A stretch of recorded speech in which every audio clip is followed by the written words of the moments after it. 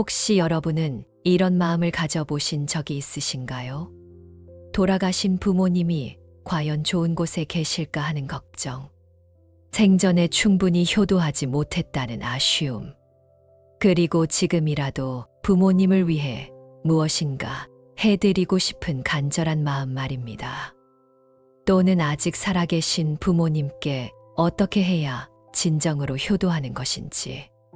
단순히 용돈을 드리고 안부를 묻는 것 이상의 깊은 효심을 어떻게 표현해야 할지 고민해 보신 적은 없으신가요? 오늘은 백중날을 맞이하여 부처님의 10대 제자 중 신통력이 가장 뛰어났던 목련존자의 이야기를 통해 진정한 효도가 무엇인지, 그리고 부모님의 극락왕생을 위해 우리가 할 수 있는 참된 실천이 무엇인지 깊이 살펴보겠습니다. 목련존자의 이야기는 단순한 전설이 아닙니다. 이것은 모든 자식들이 부모를 향해 품는 가장 순수하고 간절한 사랑의 이야기이며, 동시에 그 사랑이 어떻게 더 큰 자비로 승화될 수 있는지를 보여주는 깊은 가르침입니다. 우란분재경에 따르면 목련존자는 아라한과를 얻은 후 신통력으로 어머니가 어디 계신지를 찾아보았습니다. 그런데 놀랍게도 어머니는 아귀도에 떨어져 극심한 고통을 받고 계셨습니다. 목련존자의 어머니는 생전에 특별히 악한 일을 많이 한 분이 아니었습니다. 하지만 아들에 대한 지나친 사랑으로 인해 다른 사람들을 배려하지 못했고, 때로는 아들만을 위해 이기적인 행동을 하셨던 것입니다. 이것은 우리에게 매우 중요한 깨달음을 줍니다. 선악의 기준이 단순히 큰 죄를 짓느냐, 안 짓느냐가 아니라 얼마나 자비로운 마음으로 살았느냐에 있다는 것입니다. 목련존자는 신통력을 사용해 어머니께 음식을 가져다 드렸습니다. 하지만 음식이 어머니의 입에 닿기만 하면 불로 변해버렸습니다. 아무리 뛰어난 신통력을 가진 아들이라도 혼자의 힘으로는 어머니의 업장을 해소할 수 없었던 것입니다.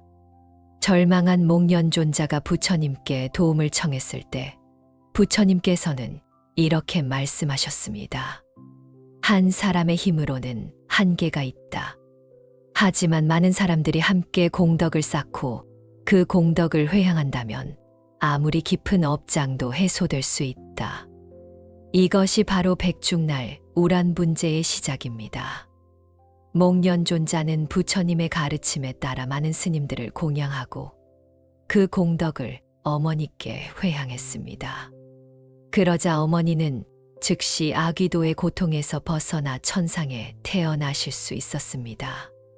하지만 여기서 놓치지 말아야 할 중요한 점이 있습니다.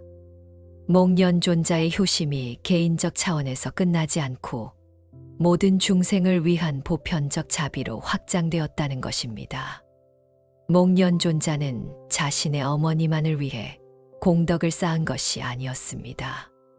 스님들을 공양함으로써 불법의 전파에 기여했고, 그 과정에서 수많은 중생들이 법문을 들을 수 있는 기회를 만들었습니다. 즉, 개인적 효심이 사회적 선행으로 이어진 것입니다. 이것이 바로 우리가 배워야 할 진정한 효도의 모습입니다. 단순히 부모님만을 위한 것이 아니라 부모님을 위한다는 마음으로 시작해서 더 많은 사람들에게 도움이 되는 일로 확장해 나가는 것입니다. 실제로 현대의 한 효자 이야기를 들려드리겠습니다. 이분의 어머니는 돌아가시기 전에 내가 죽으면 화려한 장례식보다는 어려운 사람들을 도와달라는 유언을 남기셨습니다. 처음에 그는 단순히 어머니의 유언을 지키기 위해 장례 비용으로 준비했던 돈을 가난한 이웃들에게 나누어 주었습니다. 하지만 그 과정에서 어려운 사람들의 현실을 직접 보게 되었고 깊은 감동을 받았습니다. 그 후로 그는 매달 일정 금액을 어려운 이웃들을 위해 후원하기 시작했습니다. 그리고 그 공덕을 매번 어머니께 회향했습니다. 어머니께서 원하셨던 일을 계속 이어가고 있습니다. 이 공덕으로 어머니께서 더 좋은 곳에 계시기를 바라랍니다. 몇 년 후 그는 꿈에서 어머니를 만났습니다. 어머니는 매우 밝고 평안한 모습이셨고 내가 어려운 사람들을 도우는 모습을 보니 내 마음이 참 기쁘다. 이제 나는 정말 좋은 곳에 있단다라고 말씀하셨습니다. 더 놀라운 것은 그 후로 그분의 삶이 전반적으로 좋아졌다는 것입니다. 사업도 잘 되고 가족 관계도 화목해졌으며 무엇보다 마음에 깊은 평안이 찾아왔습니다. 그는 어머니를 위한다는 마음으로 시작한 일이 결국 나 자신에게도 가장 큰 복이 되었다고 말합니다. 이것이 바로 진정한 효도의 힘입니다. 부모를 위한 진심이 결국 우리 자신도 성장시키고 사회 전체에도 긍정적인 영향을 미치는 것입니다. 그렇다면 돌아가신 부모님의 극락왕생을 위해 우리가 구체적으로 할 수 있는 일들은 무엇일까요? 첫 번째는 지속적인 공덕 회향입니다. 목련존자처럼 하루의 모든 것을 해결할 수는 없습니다. 꾸준하고 지속적인 실천이 필요합니다. 매일 작은 선행을 하고 그 공덕을 부모님께 회향하는 것이 중요합니다. 지장경에서는 죽은 자를 위해 살아있는 자가 행하는 공덕은 7분의 1이 죽은 자에게 가고 7분의 6은 살아있는 자에게 돌아온다고 했습니다.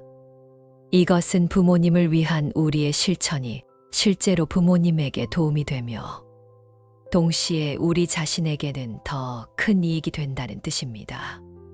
한 신도부는 이런 방법을 사용하고 계십니다. 매일 아침 부모님 영정 앞에서 오늘 하루도 부모님을 위해 좋은 일을 하겠습니다라고 다짐하고 저녁에는 그날 한 선한 일들을 하나씩 말씀드리며 그 공덕을 부모님께 회향합니다. 처음에는 큰 일을 하려고 애썼지만 시간이 지나면서 작은 일들의 소중함을 깨달았습니다.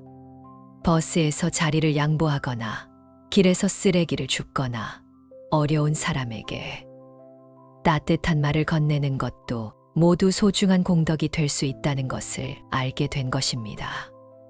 이런 생활을 몇 년간 지속한 결과 그분은 자신의 성격이 많이 부드러워졌고 주변 사람들과의 관계도 좋아졌다고 합니다. 그리고 무엇보다 부모님에 대한 그리움이 원망이나 슬픔이 아닌 감사와 사랑으로 승화되었다고 합니다. 두 번째는 부모님의 미완의 원력 완성하기입니다. 모든 부모님들에게는 생전에 하고 싶었지만 하지 못한 일들이 있습니다. 그것을 자식인 우리가 대신 이루어드리는 것도 훌륭한 효도입니다. 어느 분의 아버지는 평생 학교를 다니지 못한 것을 한으로 여기셨습니다. 그래서 항상 배움의 기회는 소중한 것이다 라고 말씀하셨습니다. 아버지가 돌아가신 후 그 아들은 아버지의 뜻을 기리어 가난한 학생들을 위한 장학 사업을 시작했습니다. 처음에는 작은 규모였지만 점차 규모가 커져서 지금은 매년 수십 명의 학생들이 도움을 받고 있습니다. 그는 매번 장학금을 전달할 때마다 아버지께서 못하신 공부를 이 학생들이 대신해 주시기 바랍니다 라고 기도합니다. 그리고 정말 신기한 일이 일어났습니다. 그의 도움을 받아 공부한 학생들이 성장해서 다시 다른 어려운 학생들을 돕기 시작한 것입니다. 하나의 선한 씨앗이 수많은 열매를 맺어가는 모습을 보며 그는 아버지의 영혼이 얼마나 기뻐하실지를 생각했습니다. 세 번째는 부모님의 업장 해소를 위한 특별한 실천입니다. 부모님이 생전에 실수하셨거나 아쉬워하셨던 일들이 있다면 그것을 우리가 대신 바로잡아 드릴 수 있습니다. 한 예를 들어보겠습니다. 어느 분의 어머니는 생전에 시어머니와 사이가 좋지 않았습니다. 그 때문에 돌아가실 때까지도 마음의 짐을 안고 계셨습니다. 딸인 그분은 어머니가 돌아가신 후 할머니를 더욱 정성스럽게 모셨습니다. 그리고 할머니께 어머니께서 생전에 마음을 다 표현하지 못했지만 사실은 할머니를 존경하고 사랑했다는 말씀을 드렸습니다. 할머니도 며느리가 돌아가신 후에야 그분의 진심을 이해하게 되었고 서로 용서하는 마음이 생겼습니다. 그 딸은 두 분 사이의 오해가 풀리는 과정을 지켜보며 어머니의 마음이 얼마나 편안해지셨을지를 느낄 수 있었습니다. 네 번째는 부모님의 덕을 널리 알리는 일입니다. 부모님이 생전에 하신 좋은 일들, 가지고 계셨던 훌륭한 성품들을 많은 사람들에게 알려서 본받을 수 있게 하는 것도 중요한 효도입니다. 어느 분은 돌아가신 아버지의 일대기를 책으로 만들었습니다. 아버지는 평생 가난했지만 정직하게 사셨고 어려운 이웃을 늘 도우셨던 분이었습니다. 그런 아버지의 삶을 기록으로 남겨서 많은 사람들이 읽을 수 있게 했습니다. 그 책을 읽은 사람들이 감동을 받아 자신들도 더 정직하고 자비로운 삶을 살겠다고 다짐하는 모습을 볼 때 그는 아버지의 좋은 영향력이 계속 이어지고 있음을 느낄 수 있었습니다. 이제 살아계신 부모님께 할 수 있는 최고의 효도에 대해 말씀드리겠습니다. 많은 분들이 효도라고 하면 물질적인 것들을 먼저 생각합니다. 용돈을 드리고 좋은 음식을 사드리고 여행을 보내드리는 것들 말입니다. 물론 이런 것들도 의미가 있습니다. 하지만 진정한 효도는 그보다 더 깊은 차원에 있습니다. 첫 번째는 부모님의 마음을 이해하고 받아들이는 것입니다. 부모님들이 가장 원하시는 것은 자식이 자신을 이해해 주는 것입니다. 부모님의 성격이나 방식이 때로는 답답하게 느껴질 수도 있습니다. 하지만 그분들 나름대로의 이유와 배경이 있다는 것을 인정하고 받아들이는 것이 중요합니다. 법화경에서 부처님께서는 모든 중생이 부처성을 가지고 있다고 하셨습니다. 이것은 우리 부모님도 그 나름의 지혜와 자비를 가지고 계신다는 의미입니다. 한 신도부는 이런 경험을 했습니다.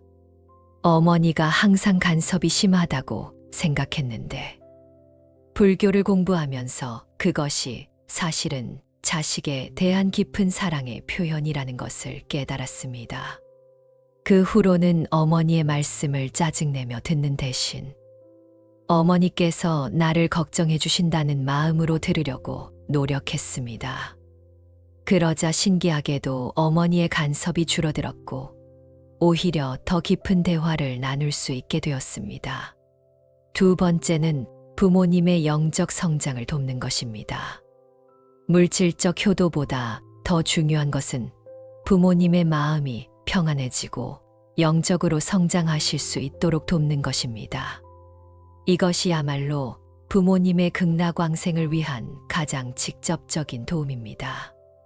부모님께 불교 서적을 권해드리거나 함께 절에 가서 법문을 듣거나 집에서 함께 명상하는 시간을 갖는 것들이 모두 좋은 방법입니다. 어느 분은 매주 일요일마다 부모님과 함께 절에 가서 법회에 참석했습니다. 처음에는 부모님이 어색해 하셨지만 시간이 지나면서 점차 불교에 관심을 갖게 되셨습니다. 특히 어머니는 연불 수행을 시작하신 후로 성격이 많이 온화해지셨고 불안감도 줄어드셨습니다. 그리고 죽음에 대한 두려움이 없어졌다고 말씀하실 때 그 자식은 이것이야말로 최고의 효도라는 것을 깨달았습니다. 세 번째는 부모님과의 갈등을 해결하는 것입니다. 많은 가정에서는 부모와 자식 간에 크고 작은 갈등들이 있습니다. 가치관의 차이, 세대 간의 갭, 과거의 상처들 때문에 마음이 멀어진 경우도 많습니다. 하지만 부모님이 살아계실 때 이런 갈등들을 해결하는 것이 매우 중요합니다. 부모님이 돌아가신 후에는 아무리 후회해도 직접 화해할 기회가 없기 때문입니다. 한 분의 이야기를 들려드리겠습니다. 이분은 아버지와 20년간 말을 하지 않았습니다. 젊었을 때의 갈등 때문이었는데 서로 자존심을 버리지 못해서 계속 관계가 소원했습니다. 그런데 아버지가 중병에 걸리셨다는 소식을 들었을 때 그제야 그동안의 시간이 얼마나 아까웠는지 깨달았습니다. 병원에 달려가서 아버지께 무릎을 꿇고 사과했습니다. 아버지도 눈물을 흘리시며 내가 먼저 사과해야 할 사람인데 라고 말씀하셨습니다. 그 순간 20년간의 원망과 서운함이 모두 눈 녹듯 사라졌습니다. 다행히 아버지는 병을 이기고 건강을 회복하셨고 그 후 몇 년간 이전보다 훨씬 깊은 사랑으로 서로를 대할 수 있었습니다. 그분은 만약 그때 화해하지 못했다면 평생 후회했을 것이라고 말합니다. 네 번째는 부모님의 꿈과 소원을 이루어드리는 것입니다. 부모님들에게도 개인적인 꿈과 소원이 있습니다. 자식들만을 위해 살다 보니 자신의 꿈은 접어두신 경우가 많습니다. 그런 부모님의 꿈을 찾아서 이루어드리는 것도 훌륭한 효도입니다. 어느 분의 어머니는 젊었을 때 간호사가 되고 싶어 하셨지만 집안 사정으로 포기하셨습니다. 그 아들은 어머니의 60세 생신을 맞아 특별한 선물을 준비했습니다. 지역계약의 평생교육원에서 운영하는 간호보조 과정에 등록해드린 것입니다. 처음에는 나이가 너무 많다고 주저하시던 어머니도 결국 용기를 내어 수업을 들으시기 시작했습니다. 그리고 과정을 수료하신 후에는 자원봉사 간병인으로 활동하시며 큰 보람을 느끼고 계십니다. 어머니는 60살이 되어서야 내 꿈을 이룰 수 있게 해준 아들이 고맙다고 하시며 그 아들은 어머니가 이렇게 행복해 하시는 모습을 보는 것이 최고의 기쁨이라고 말합니다.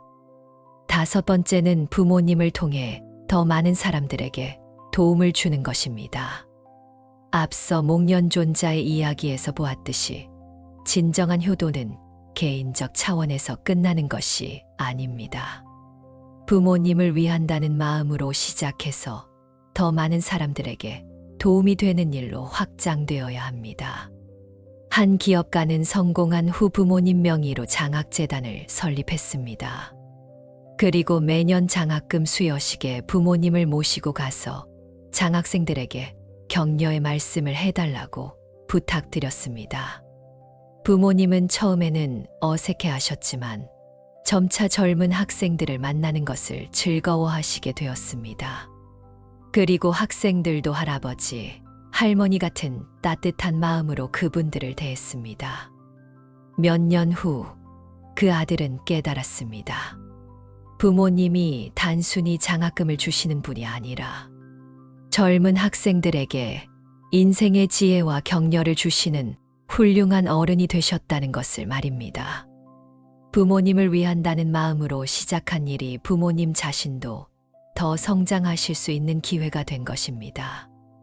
이제 부모님의 극락왕생을 위한 구체적인 실천 방법들을 정리해 드리겠습니다. 첫째, 매일의 작은 공덕 쌓기입니다. 하루에 한 가지씩이라도 선한 일을 하고 그 공덕을 부모님께 회향하는 것입니다. 오늘 제가 한 이 좋은 일의 공덕이 부모님의 극락왕생에 도움이 되기를 바라옵니다.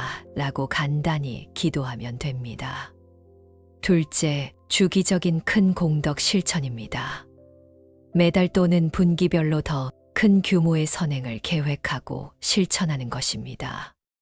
절에 공양을 올리거나 어려운 이웃을 돕거나 사회봉사에 참여하는 등의 활동을 부모님을 위한 마음으로 하는 것입니다. 셋째, 부모님의 덕목을 이어받아 실천하기입니다. 부모님이 생전에 가지고 계셨던 좋은 성품이나 가치관을 우리가 이어받아 더욱 발전시키는 것입니다. 이것이야말로 부모님이 가장 기뻐하실 효도입니다. 넷째, 가족의 화목을 위해 노력하기입니다. 부모님이 가장 원하시는 것은 자식들이 서로 사랑하며 지내는 것입니다. 형제자매 간의 갈등이 있다면 해결하고 가족 모임을 자주 갖는 등 화목한 가정을 만들어가는 것이 중요합니다.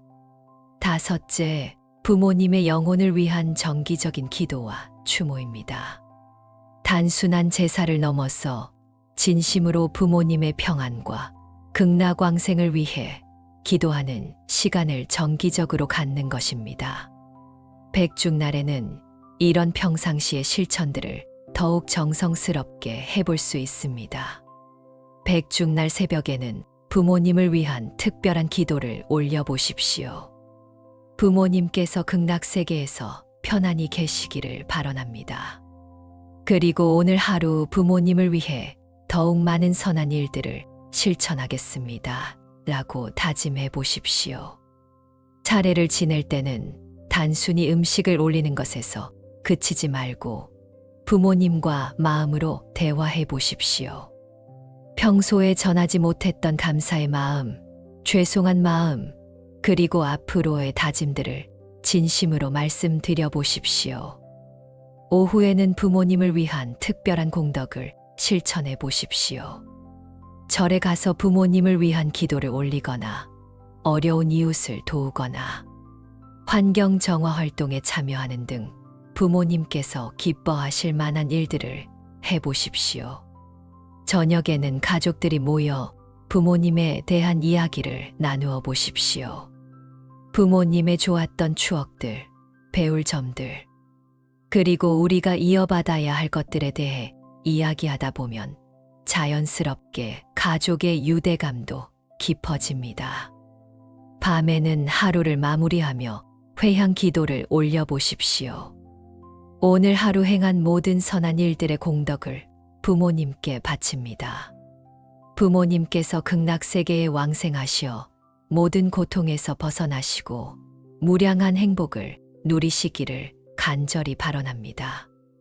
여기서 중요한 것은 이러한 실천들이 백중날 하루로 끝나는 것이 아니라 1년 내내 지속되어야 한다는 점입니다. 목련존자도 하루의 공양으로 모든 것을 해결한 것이 아니라 그 후로도 계속해서 모든 중생을 위한 자비행을 실천했습니다. 이제 효도와 관련해서 우리가 갖기 쉬운 몇 가지 오해들을 바로잡아 보겠습니다. 첫 번째 오해는 돌아가신 부모님은 이미 다 끝난 일이다라는 생각입니다.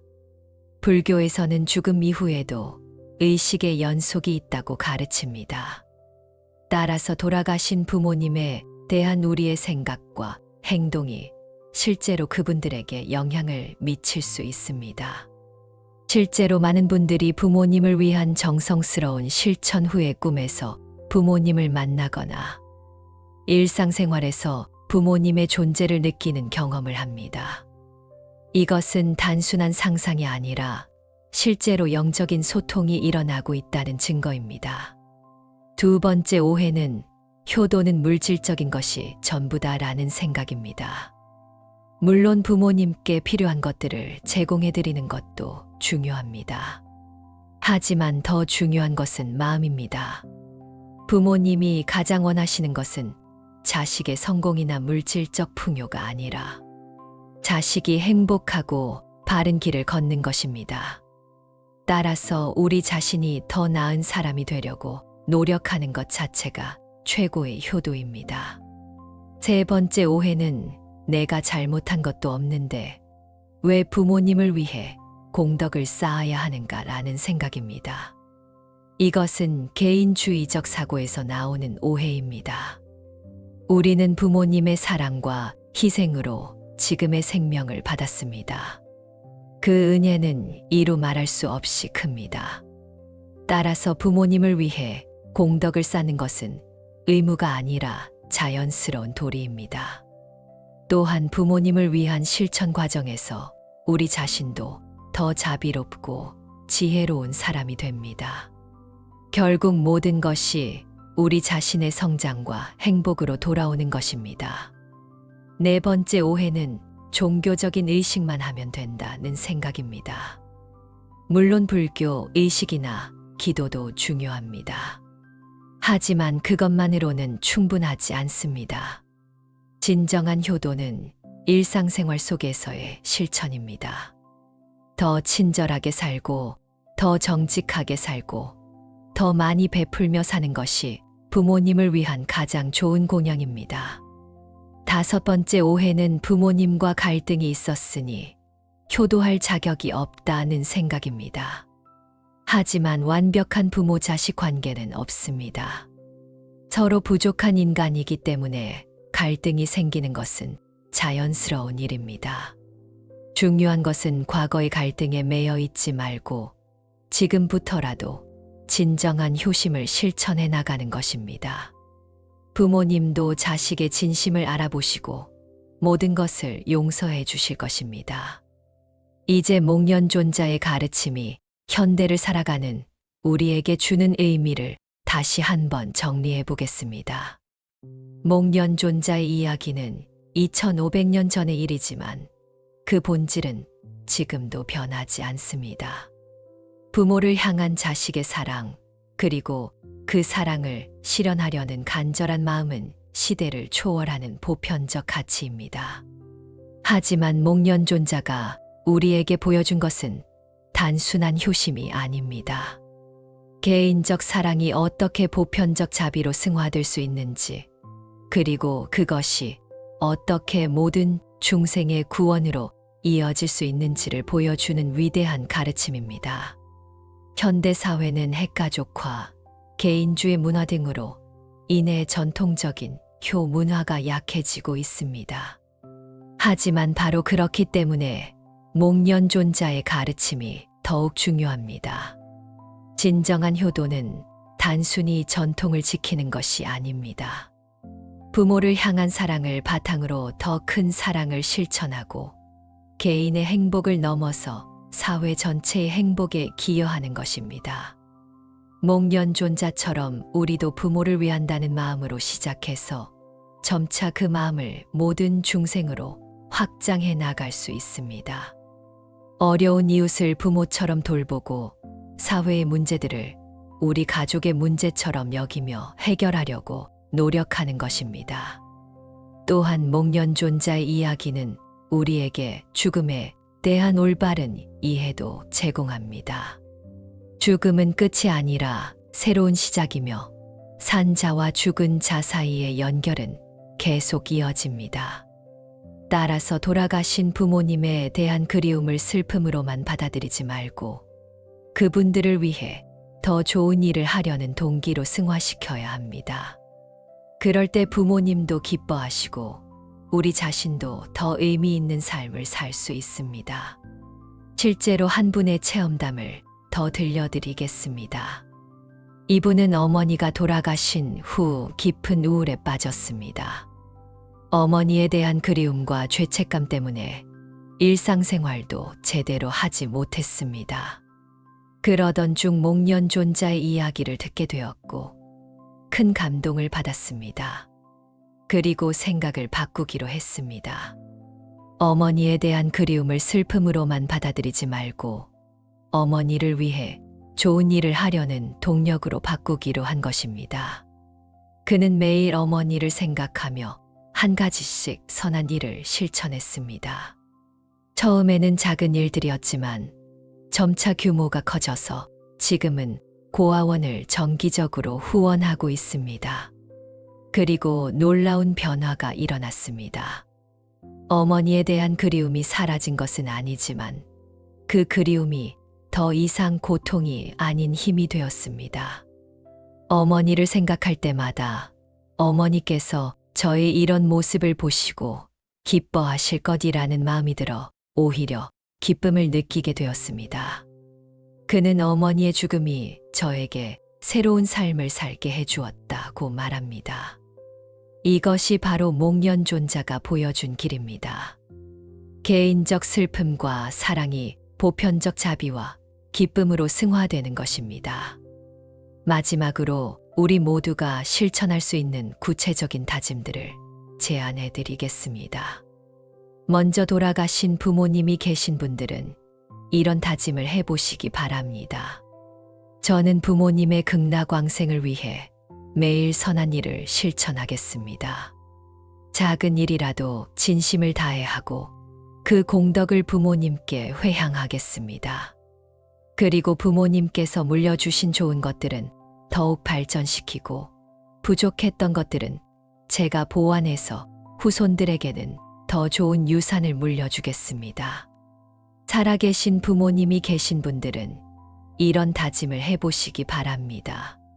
저는 부모님께 진정한 효도를 실천하겠습니다. 물질적인 것뿐만 아니라 마음으로도 효도하겠습니다. 부모님의 마음을 이해하려고 노력하고 부모님의 영적 성장을 도우며 부모님과의 관계에서 아직 풀리지 않은 것들이 있다면 용기를 내어 해결하겠습니다. 그리고 모든 분들이 함께 할 수 있는 다짐은 이것입니다. 저는 목련존자의 본을 받아 부모를 향한 개인적 사랑을 사회를 향한 보편적 자비로 확장하겠습니다. 제 부모님뿐만 아니라 모든 어르신들을 부모처럼 공경하고 어려운 이웃들을 가족처럼 돌보겠습니다. 그리하여 이 세상이 모든 사람에게 따뜻한 가정 같은 곳이 되도록 미력 하나마 기여하겠습니다.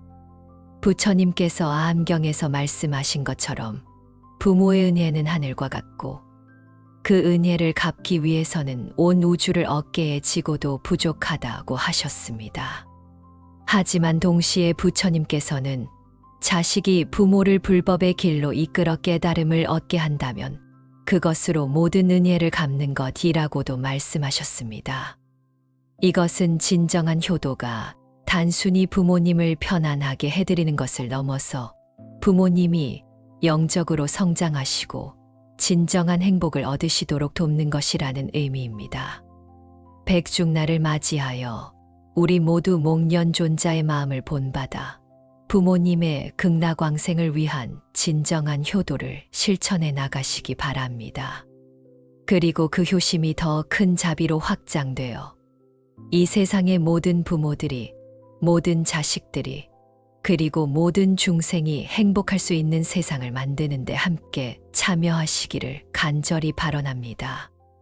목련존자께서 보여주신 그 위대한 효심과 자비심이 여러분의 마음속에서도 꽃 피어 부모님께는 최고의 기쁨이 되고 여러분 자신에게는 최고의 복이 되며 이 세상 모든 중생에게는 따뜻한 위로가 되시기를 부처님의 자비로운 가피 속에서 진심으로 기원합니다. 효도란 살아 계실 때만 하는 것이 아닙니다.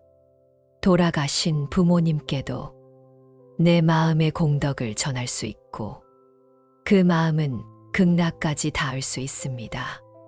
목련존자가 깨달은 것처럼 한 사람의 공덕은 조상의 업을 밝히고 후손의 길까지 맑게 할 수 있습니다. 오늘 그 마음으로 기도하고 베풀고 실천해 보시길 바랍니다. 나무아미타불.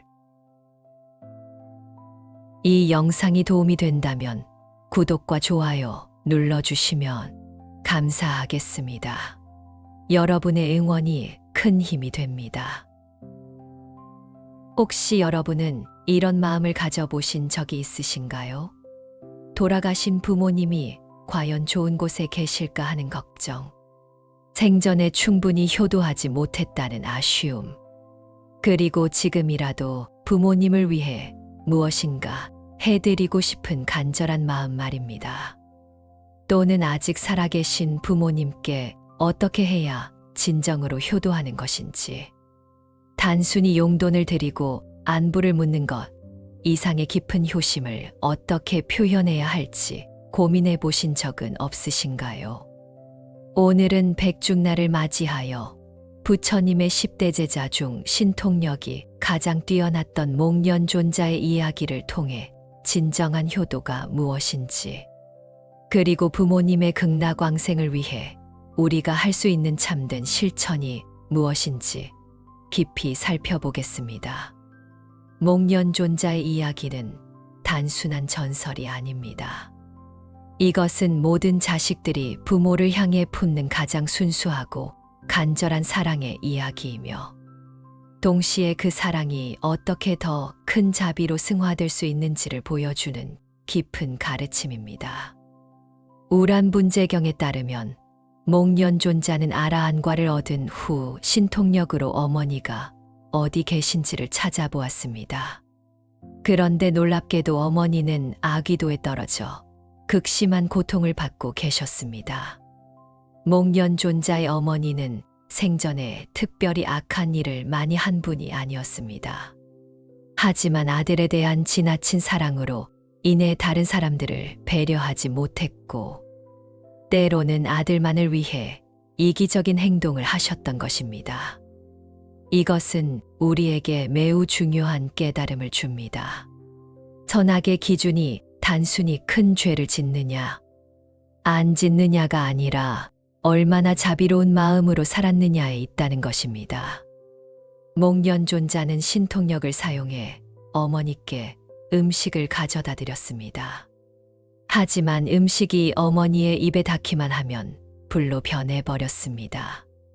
아무리 뛰어난 신통력을 가진 아들이라도 혼자의 힘으로는 어머니의 업장을 해소할 수 없었던 것입니다. 절망한 목련존자가 부처님께 도움을 청했을 때 부처님께서는 이렇게 말씀하셨습니다. 한 사람의 힘으로는 한계가 있다. 하지만 많은 사람들이 함께 공덕을 쌓고 그 공덕을 회향한다면 아무리 깊은 업장도 해소될 수 있다. 이것이 바로 백중날 우란분재의 시작입니다. 목련존자는 부처님의 가르침에 따라 많은 스님들을 공양하고 그 공덕을 어머니께 회향했습니다. 그러자 어머니는 즉시 아귀도의 고통에서 벗어나 천상에 태어나실 수 있었습니다. 하지만 여기서 놓치지 말아야 할 중요한 점이 있습니다. 목련존자의 효심이 개인적 차원에서 끝나지 않고 모든 중생을 위한 보편적 자비로 확장되었다는 것입니다. 목련존자는 자신의 어머니만을 위해 공덕을 쌓은 것이 아니었습니다. 스님들을 공양함으로써 불법의 전파에 기여했고, 그 과정에서 수많은 중생들이 법문을 들을 수 있는 기회를 만들었습니다. 즉, 개인적 효심이 사회적 선행으로 이어진 것입니다. 이것이 바로 우리가 배워야 할 진정한 효도의 모습입니다. 단순히 부모님만을 위한 것이 아니라 부모님을 위한다는 마음으로 시작해서 더 많은 사람들에게 도움이 되는 일로 확장해 나가는 것입니다. 실제로 현대의 한 효자 이야기를 들려드리겠습니다. 이분의 어머니는 돌아가시기 전에 내가 죽으면 화려한 장례식보다는 어려운 사람들을 도와달라는 유언을 남기셨습니다.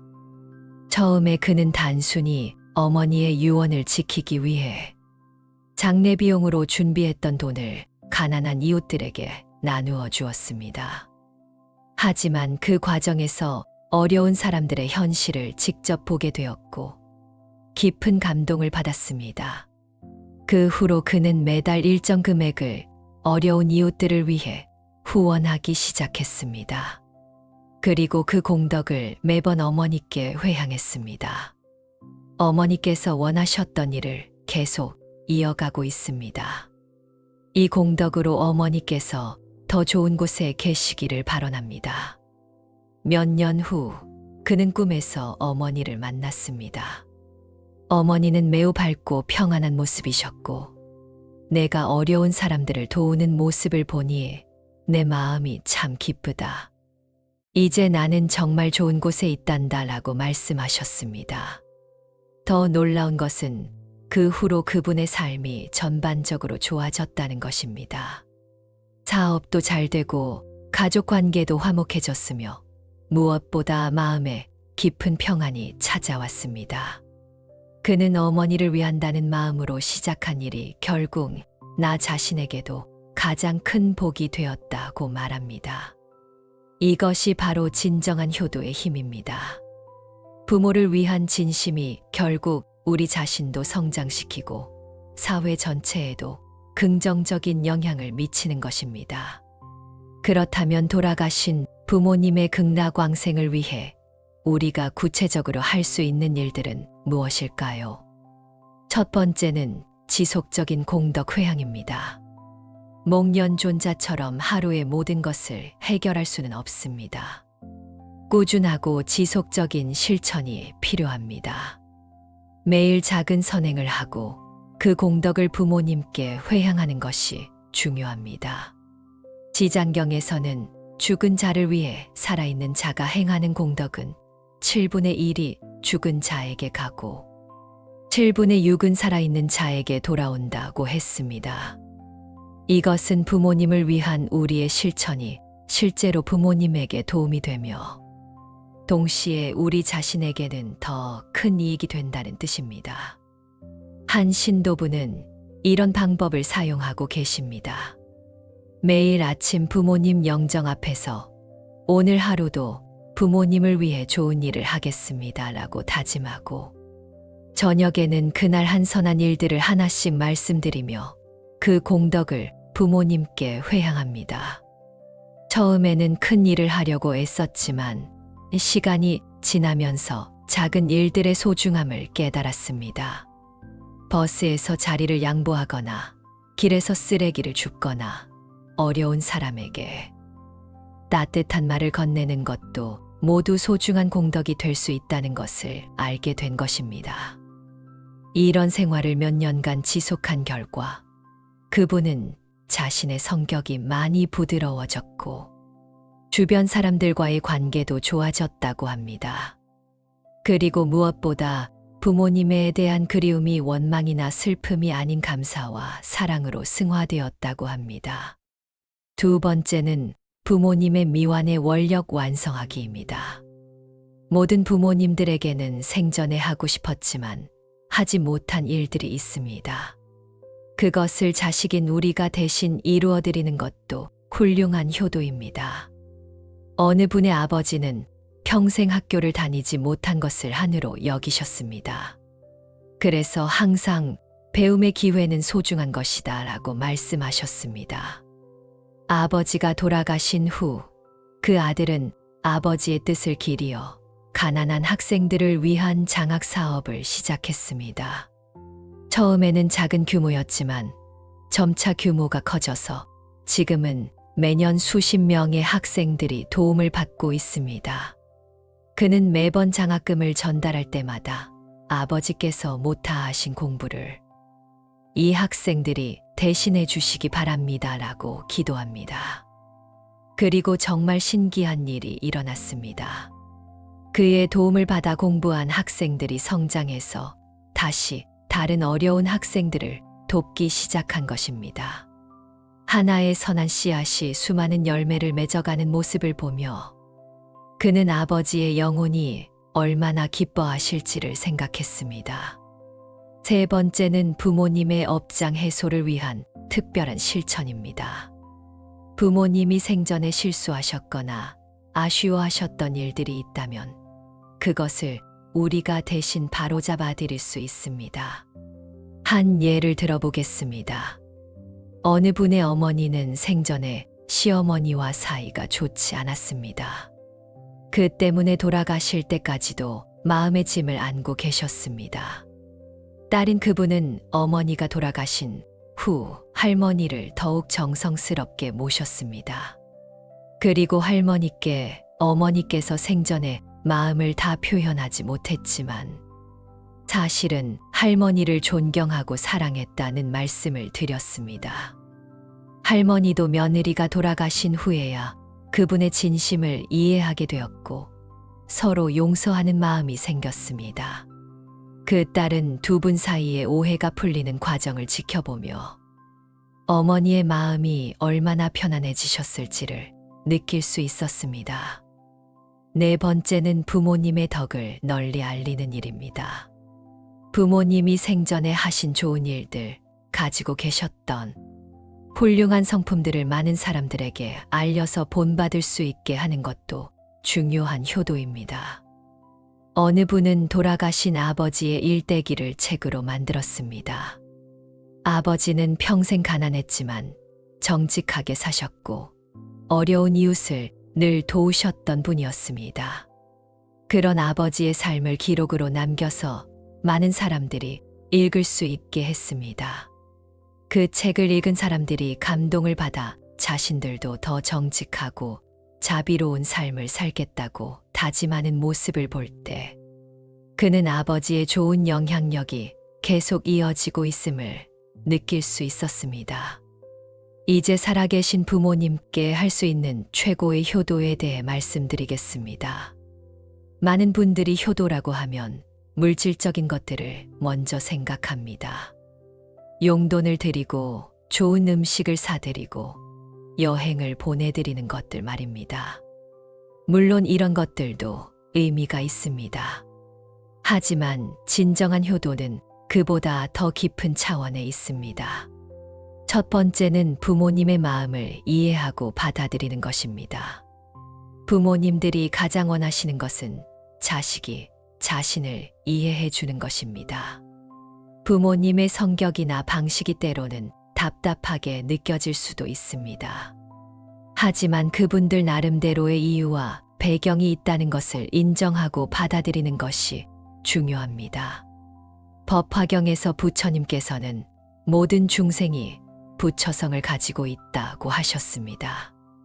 이것은 우리 부모님도 그 나름의 지혜와 자비를 가지고 계신다는 의미입니다. 한 신도부는 이런 경험을 했습니다. 어머니가 항상 간섭이 심하다고 생각했는데 불교를 공부하면서 그것이 사실은 자식에 대한 깊은 사랑의 표현이라는 것을 깨달았습니다. 그 후로는 어머니의 말씀을 짜증내며 듣는 대신 어머니께서 나를 걱정해 주신다는 마음으로 들으려고 노력했습니다. 그러자 신기하게도 어머니의 간섭이 줄어들었고 오히려 더 깊은 대화를 나눌 수 있게 되었습니다. 두 번째는 부모님의 영적 성장을 돕는 것입니다. 물질적 효도보다 더 중요한 것은 부모님의 마음이 평안해지고 영적으로 성장하실 수 있도록 돕는 것입니다. 이것이야말로 부모님의 극락왕생을 위한 가장 직접적인 도움입니다. 부모님께 불교 서적을 권해드리거나 함께 절에 가서 법문을 듣거나 집에서 함께 명상하는 시간을 갖는 것들이 모두 좋은 방법입니다. 어느 분은 매주 일요일마다 부모님과 함께 절에 가서 법회에 참석했습니다. 처음에는 부모님이 어색해 하셨지만 시간이 지나면서 점차 불교에 관심을 갖게 되셨습니다. 특히 어머니는 연불 수행을 시작하신 후로 성격이 많이 온화해지셨고 불안감도 줄어드셨습니다. 그리고 죽음에 대한 두려움이 없어졌다고 말씀하실 때 그 자식은 이것이야말로 최고의 효도라는 것을 깨달았습니다. 세 번째는 부모님과의 갈등을 해결하는 것입니다. 많은 가정에서는 부모와 자식 간에 크고 작은 갈등들이 있습니다. 가치관의 차이, 세대 간의 갭, 과거의 상처들 때문에 마음이 멀어진 경우도 많습니다. 하지만 부모님이 살아계실 때 이런 갈등들을 해결하는 것이 매우 중요합니다. 부모님이 돌아가신 후에는 아무리 후회해도 직접 화해할 기회가 없기 때문입니다. 한 분의 이야기를 들려드리겠습니다. 이분은 아버지와 20년간 말을 하지 않았습니다. 젊었을 때의 갈등 때문이었는데 서로 자존심을 버리지 못해서 계속 관계가 소원했습니다. 그런데 아버지가 중병에 걸리셨다는 소식을 들었을 때 그제야 그동안의 시간이 얼마나 아까웠는지 깨달았습니다. 병원에 달려가서 아버지께 무릎을 꿇고 사과했습니다. 아버지도 눈물을 흘리시며 내가 먼저 사과해야 할 사람인데 라고 말씀하셨습니다. 그 순간 20년간의 원망과 서운함이 모두 눈 녹듯 사라졌습니다. 다행히 아버지는 병을 이기고 건강을 회복하셨고 그 후 몇 년간 이전보다 훨씬 깊은 사랑으로 서로를 대할 수 있었습니다. 그분은 만약 그때 화해하지 못했다면 평생 후회했을 것이라고 말합니다.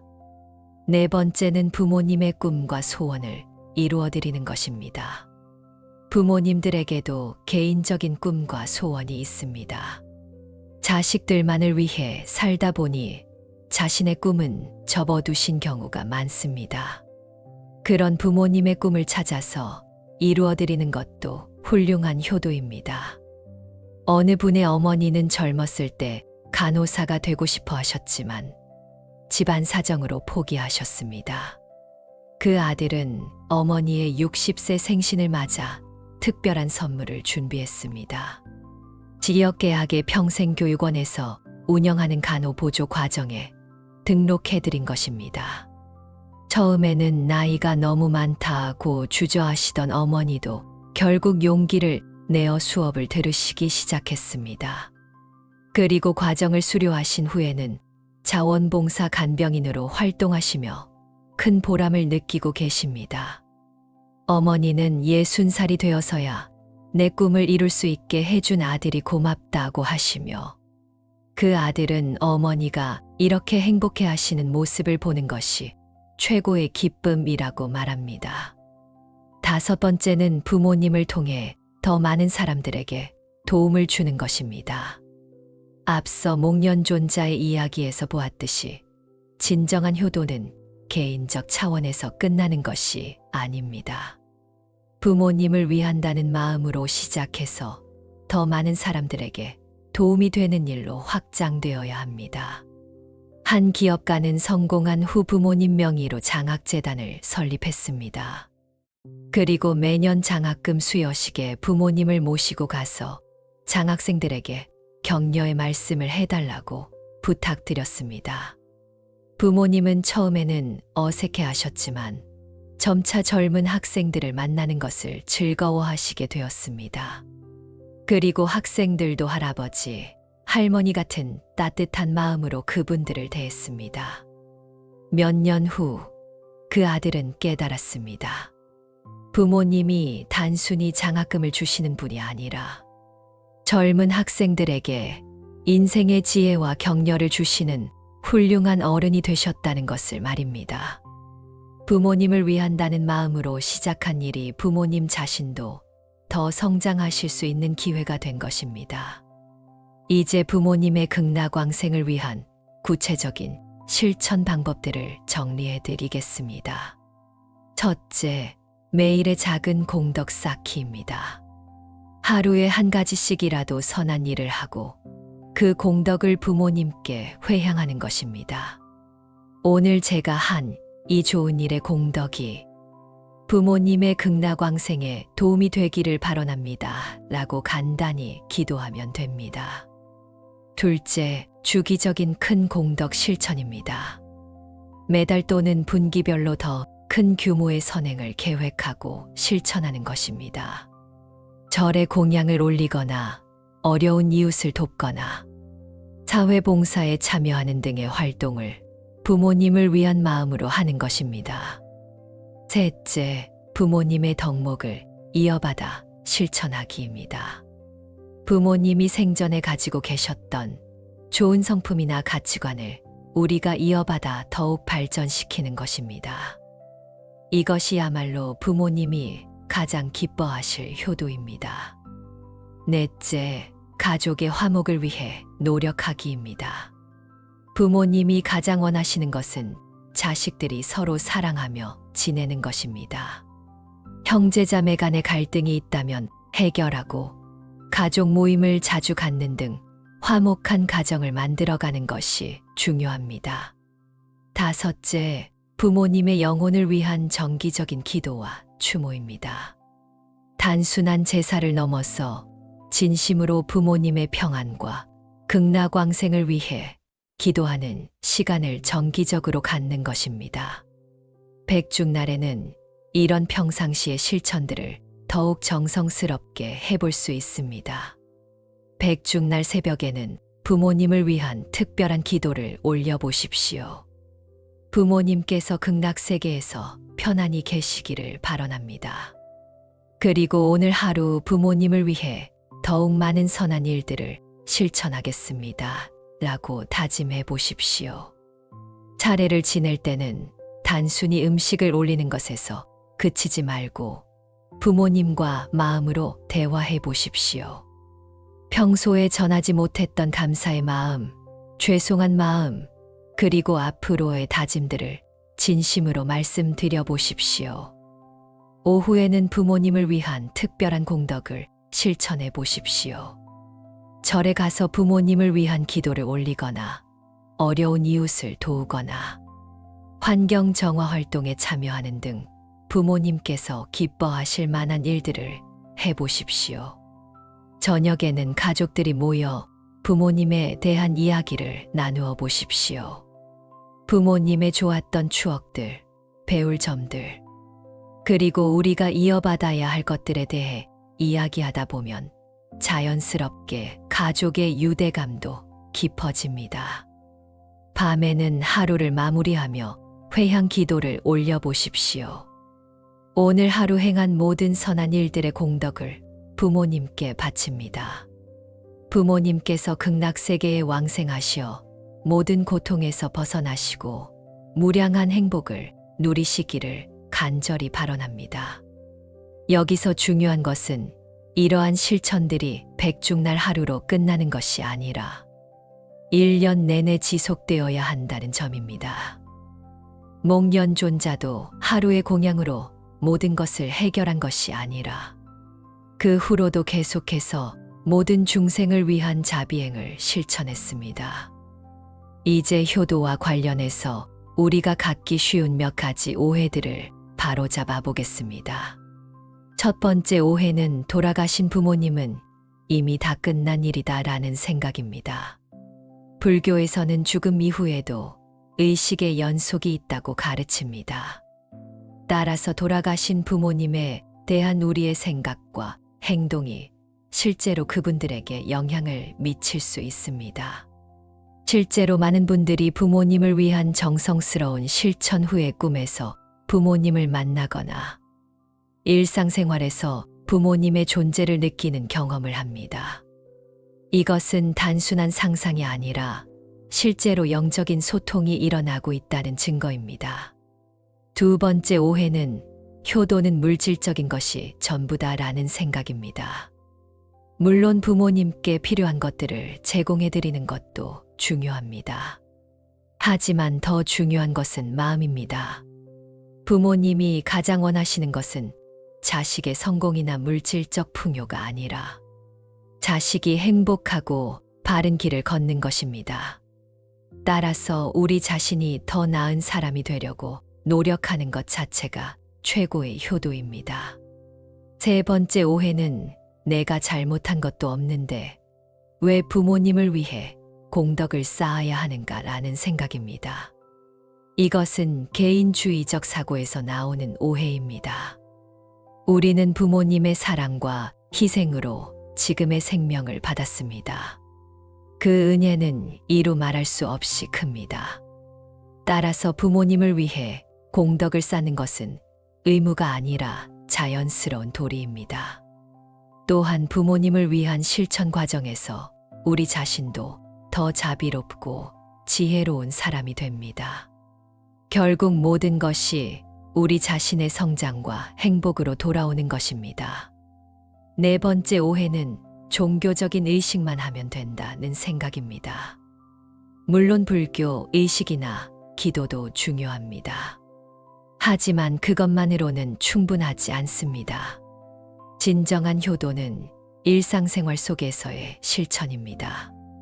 더 친절하게 살고, 더 정직하게 살고, 더 많이 베풀며 사는 것이 부모님을 위한 가장 좋은 공양입니다.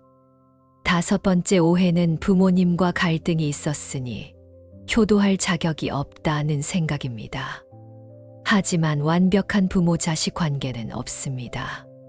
서로 부족한 인간이기 때문에 갈등이 생기는 것은 자연스러운 일입니다. 중요한 것은 과거의 갈등에 매여 있지 말고 지금부터라도 진정한 효심을 실천해 나가는 것입니다. 부모님도 자식의 진심을 알아보시고 모든 것을 용서해 주실 것입니다. 이제 목련존자의 가르침이 현대를 살아가는 우리에게 주는 의미를 다시 한번 정리해 보겠습니다. 목련존자의 이야기는 2500년 전의 일이지만 그 본질은 지금도 변하지 않습니다. 부모를 향한 자식의 사랑, 그리고 그 사랑을 실현하려는 간절한 마음은 시대를 초월하는 보편적 가치입니다. 하지만 목련존자가 우리에게 보여준 것은 단순한 효심이 아닙니다. 개인적 사랑이 어떻게 보편적 자비로 승화될 수 있는지, 그리고 그것이 어떻게 모든 중생의 구원으로 이어질 수 있는지를 보여주는 위대한 가르침입니다. 현대 사회는 핵가족화, 개인주의 문화 등으로 인해 전통적인 효 문화가 약해지고 있습니다. 하지만 바로 그렇기 때문에 목련존자의 가르침이 더욱 중요합니다. 진정한 효도는 단순히 전통을 지키는 것이 아닙니다. 부모를 향한 사랑을 바탕으로 더 큰 사랑을 실천하고 개인의 행복을 넘어서 사회 전체의 행복에 기여하는 것입니다. 목련존자처럼 우리도 부모를 위한다는 마음으로 시작해서 점차 그 마음을 모든 중생으로 확장해 나갈 수 있습니다. 어려운 이웃을 부모처럼 돌보고 사회의 문제들을 우리 가족의 문제처럼 여기며 해결하려고 노력하는 것입니다. 또한 목련존자의 이야기는 우리에게 죽음에 대한 올바른 이해도 제공합니다. 죽음은 끝이 아니라 새로운 시작이며 산 자와 죽은 자 사이의 연결은 계속 이어집니다. 따라서 돌아가신 부모님에 대한 그리움을 슬픔으로만 받아들이지 말고 그분들을 위해 더 좋은 일을 하려는 동기로 승화시켜야 합니다. 그럴 때 부모님도 기뻐하시고 우리 자신도 더 의미 있는 삶을 살 수 있습니다. 실제로 한 분의 체험담을 더 들려드리겠습니다. 이분은 어머니가 돌아가신 후 깊은 우울에 빠졌습니다. 어머니에 대한 그리움과 죄책감 때문에 일상생활도 제대로 하지 못했습니다. 그러던 중 목련존자의 이야기를 듣게 되었고 큰 감동을 받았습니다. 그리고 생각을 바꾸기로 했습니다. 어머니에 대한 그리움을 슬픔으로만 받아들이지 말고 어머니를 위해 좋은 일을 하려는 동력으로 바꾸기로 한 것입니다. 그는 매일 어머니를 생각하며 한 가지씩 선한 일을 실천했습니다. 처음에는 작은 일들이었지만 점차 규모가 커져서 지금은 고아원을 정기적으로 후원하고 있습니다.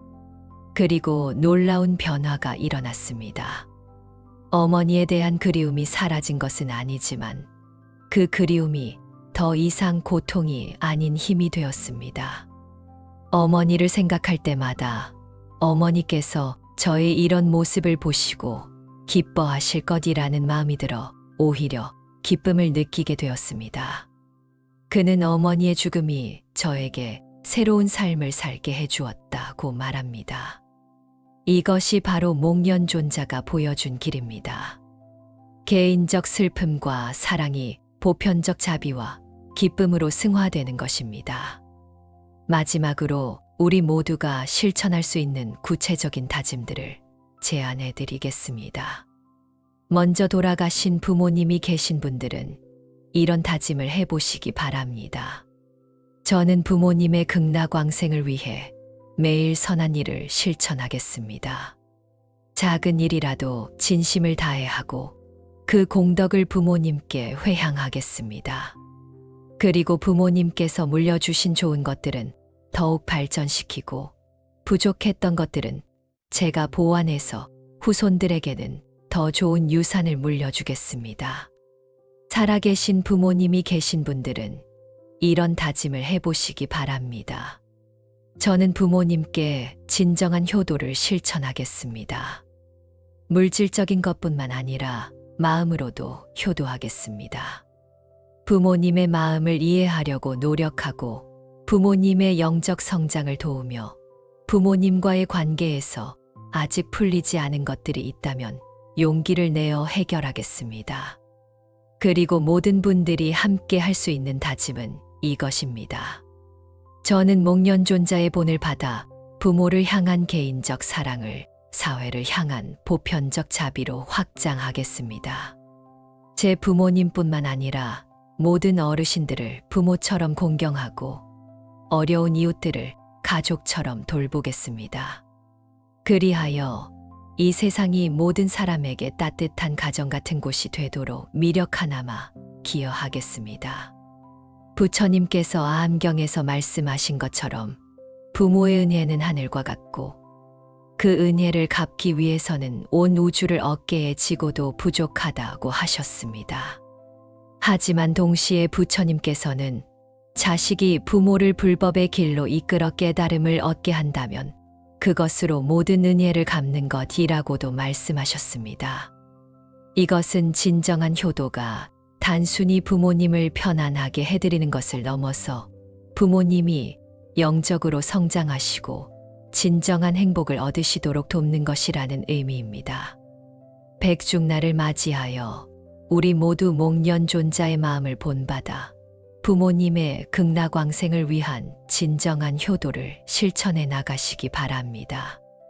그리고 그 효심이 더 큰 자비로 확장되어 이 세상의 모든 부모들이, 모든 자식들이, 그리고 모든 중생이 행복할 수 있는 세상을 만드는 데 함께 참여하시기를 간절히 발언합니다. 목련존자께서 보여주신 그 위대한 효심과 자비심이 여러분의 마음속에서도 꽃피어 부모님께는 최고의 기쁨이 되고 여러분 자신에게는 최고의 복이 되며 이 세상 모든 중생에게는 따뜻한 위로가 되시기를 부처님의 자비로운 가피 속에서 진심으로 기원합니다. 효도란 살아 계실 때만 하는 것이 아닙니다. 돌아가신 부모님께도 내 마음의 공덕을 전할 수 있고 그 마음은 극락까지 닿을 수 있습니다. 목련존자가 깨달은 것처럼 한 사람의 공덕은 조상의 업을 밝히고 후손의 길까지 맑게 할 수 있습니다.